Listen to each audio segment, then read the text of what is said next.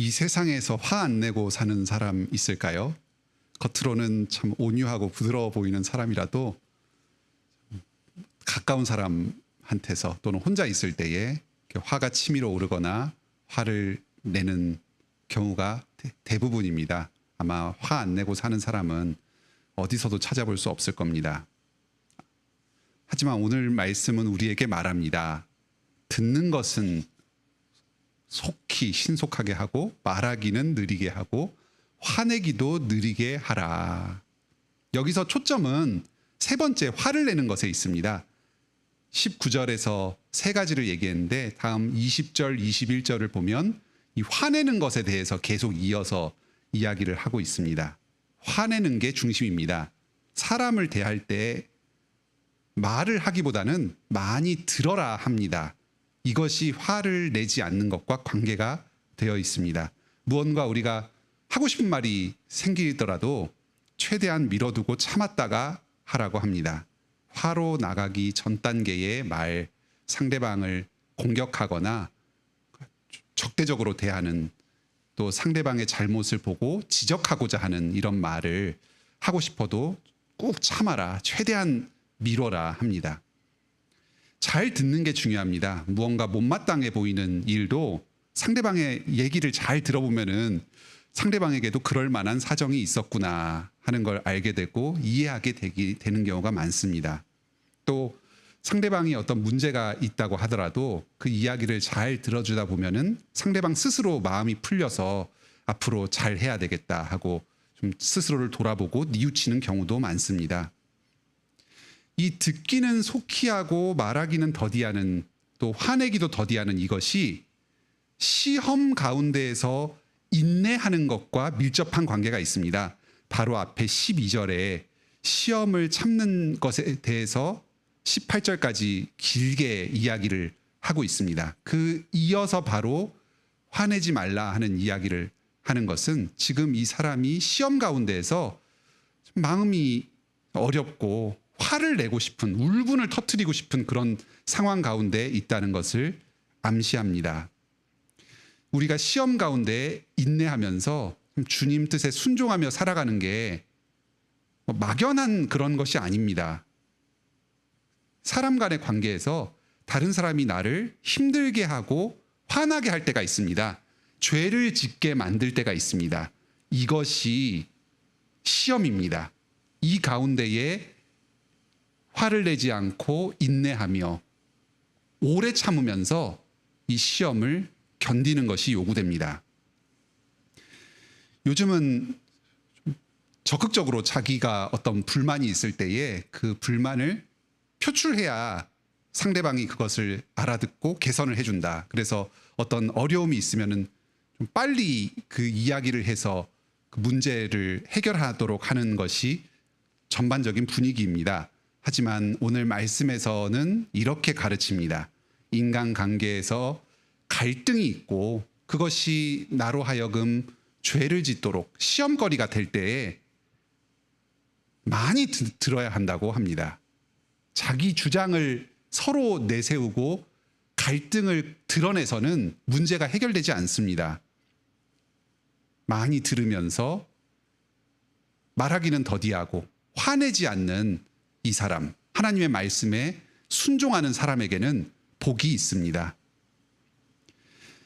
20절에서 이 문제에 대해서 좀 더 자세히 이야기합니다. 하나님의 의를 이루고자 화를 내는 경우가 있습니다. 상대방이 어떤 잘못을 했는데 내가 저것을 따끔하게 혼을 내서 교정을 해줘야 되겠다. 이런 식으로 계속 가서는 곤란하다. 그런 생각 때문에 화를 내곤 합니다. 그런데 여기서 이 성낸다 하는 이 말이 신약 성경에서 주로 하나님의 진노에 대해서 쓰는 표현이라는 점이 아주 흥미롭습니다. 로마서 1장 18절에 하나님의 진노가 불의로 진리를 막는 사람들의 모든 경건하지 않음과 불의에 대하여 하늘로부터 나타나나니 할 때 이 하나님의 진노, 이것이 바로 여기서 성낸다 하는 말입니다.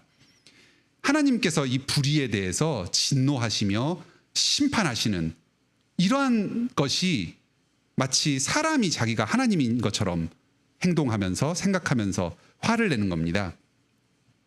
우리가 화를 낼 때 그 심리를 자세히 살펴보면 그 밑바탕에는 스스로가 하나님처럼 되고자 하는 욕망이 깔려 있습니다.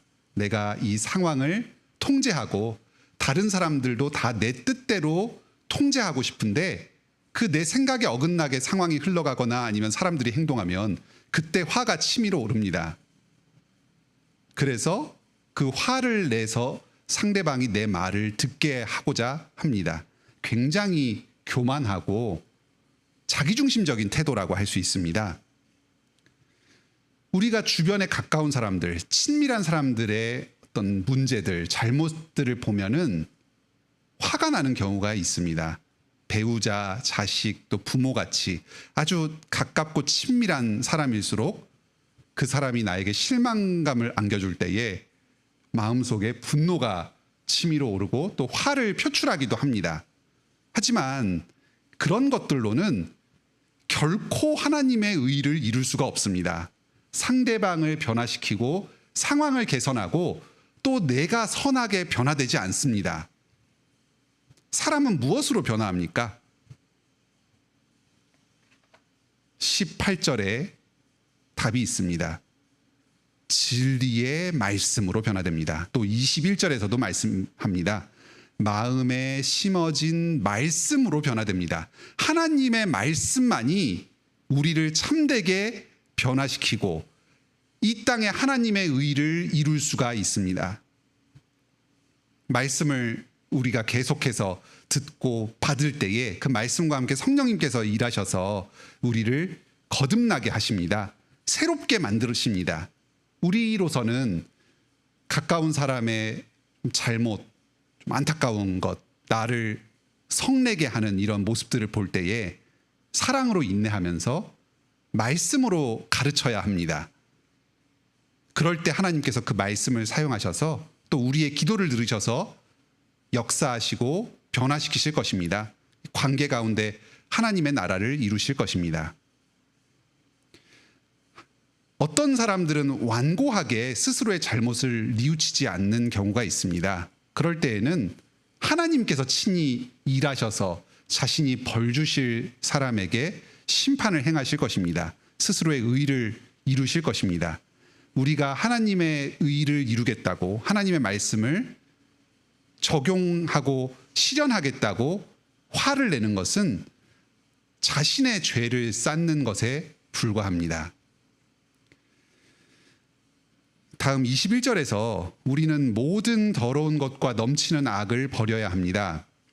여기서 모든 더러운 것과 넘치는 악이 주되게 무엇이겠습니까?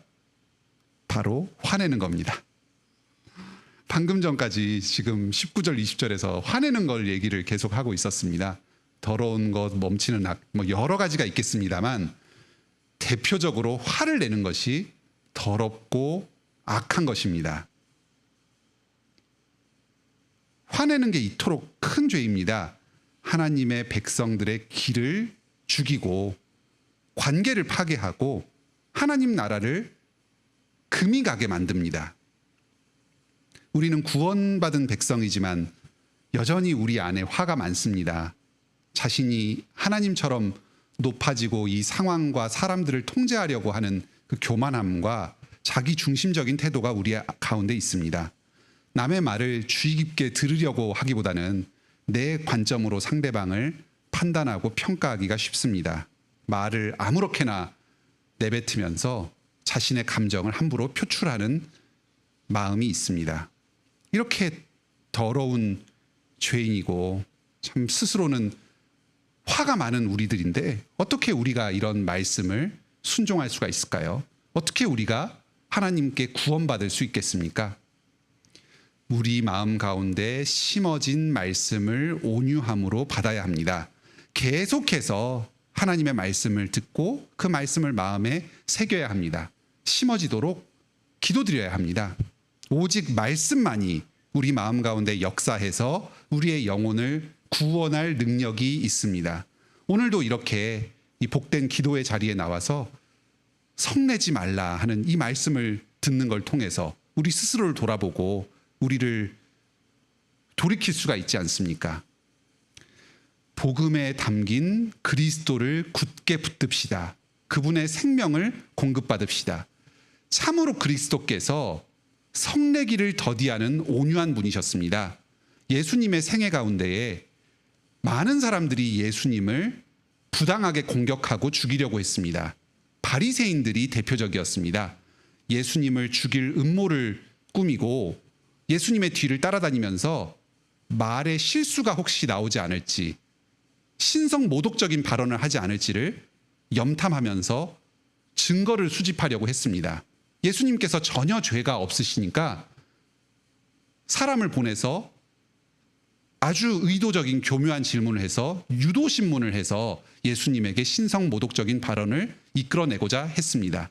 그것도 제대로 되지 않으니까 제 거짓으로 증거를 조작해서 반역죄를 씌워서 빌라도에게 넘겼습니다. 그리고 예수님을 십자가에 못 박아 죽게 했습니다. 하지만 그때에도 예수님께서는 그 바리새인들, 자신을 죽이려고 고함치는 이스라엘 백성들을 향해서 화내지 않으셨습니다. 마지막까지 그들을 위해서 기도하셨습니다. 온유하게 계속해서 말씀으로 가르치셨습니다. 결국 예수님께서 십자가에 못 박히시고 죽으신 뒤에 이 바리새인들 중에 몇몇 사람들이 예수님의 죽으심을 보고 이 사람은 참으로 하나님의 아들이다 하고 인정하기까지 했습니다. 그리스도의 그 온유하심과 그 그리스도의 그 놀라우신 은혜를 말미암으로써만 사람을 죽이려고 하고 이 악한 사람이 변화될 수가 있습니다. 우리가 이 바리새인들처럼 하나님의 화를 돋구는 자들입니다. 예수님을 계속해서 부인하면서 십자가에 못 박는 자들입니다. 예수님께서 우리들의 죄를 용서해서 죽으셨는데, 그리고 이미 우리를 보혈로 깨끗하게 하셨는데 우리는 계속해서 죄 가운데로 돌아갑니다. 예수님보다 이 세상의 우상들과 나 자신의 탐욕을 섬기기를 잘하는 자들입니다. 만약에 우리가 행한 이 잘못에 합당한 처벌을 내리셔야 한다면 이 자리에 어느 누구가 계속해서 머물러 있을 수 있겠습니까? 당장이라도 멸망당에 마땅합니다. 지금 우리가 이 자리에 이렇게 나와 있는 것, 이 자리에 앉아서 주님의 복된 기도의 자리에 참여하고 있는 것 자체가 하나님의 오래 참으심의 증거입니다. 나 자신이, 여러분 한 사람 한 사람이 하나님께서 성내지 않으시고 오래 참으신다는 살아있는 증거입니다. 우리가 먼저 이 오래 참음의 은혜를 입었습니다. 그러니 우리도 다른 사람들의 부족을 너그럽게 대합시다. 하나님의 성품, 예수 그리스도의 성품을 닮아갑시다. 다른 사람이 나를 화내게 할 때, 내 마음 가운데서 화가 치밀어 오를 때에 스스로를 먼저 돌아보시길 바랍니다. 나는 하나님께 더한 사람이었지. 내가 참 하나님께, 예수 그리스도께 화나게 했지. 하지만 하나님께서, 예수 그리스도께서 나를 위해서 오래 참으셨지. 그런 생각을 하면 마음을 누그러뜨리실 수 있을 것입니다. 오늘도 하나님의 은혜를 의지하여서 겸손하게 다른 사람의 말을 많이 들으시는 여러분 되시길 바랍니다. 또 사람들의 부족을 용납하면서 아름다운 말로 성내지 않고 오히려 그 상대방을 세워주는 복된 인생을 사시기 바랍니다.